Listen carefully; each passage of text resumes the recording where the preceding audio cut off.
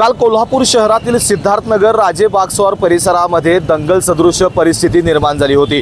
खरं तर एका मंडळाच्या या परिसरातील एक मंडळ जे आहे ते भारत तरुण मंडळ प्रणित राजेबागस्वार फुटबॉल क्लब यांच्या मंडळाचा वर्धापन दिन होता आणि या मंडळाच्या वर्धापन दिनानिमित्त शुभेच्छा फलक या ठिकाणी लावला जात होता आणि या शुभेच्छा फलकावरून काल दिवसभरामध्ये दोन गटांमध्ये वाद सुरू होता।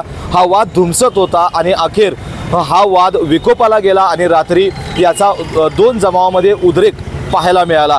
काल रात्री या ठिकाणी फलक लावत असताना दोन गटामध्ये वाद सुरू होता आणि या वादानंतर हाणामारी आणि दगडफेकीला सुरुवात झाली। या ठिकाणी मोठ्या प्रमाणात दगडफेक दोन्ही जमावाकडून करत असताना अनेक वाहनांची तोडफोड झालेली आहे। तलवार, काठ्या आणि दगडांचा मोठ्या प्रमाणात वापर झाल्याचा प्राथमिक माहिती या ठिकाणी मिळालेली आहे।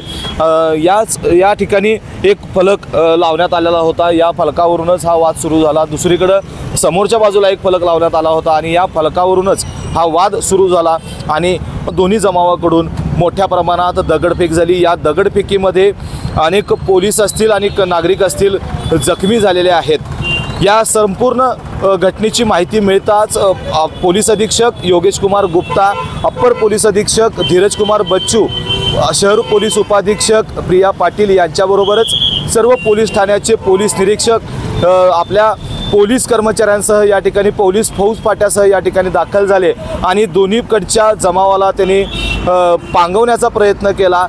मध्यरात्रीपर्यंत हा संपूर्ण जो आहे तो उद्रेक सुरूच होता।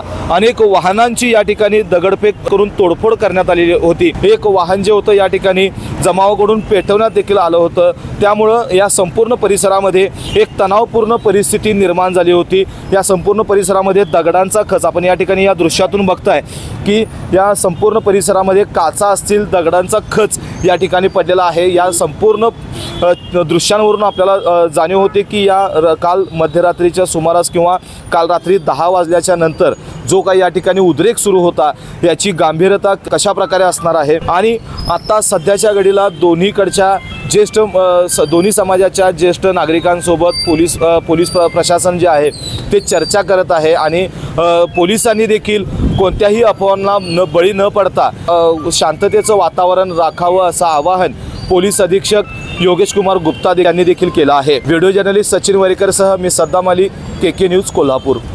बाळ, फ्रीजमधून श्रीखंड काढ ना। आम्ही पूर्वी घरीच बनवायचो श्रीखंड, त्याची चवच वेगळी होती। आता काय सगळं रेडीमेड। आजी, हे श्रीखंड खाऊन बघ।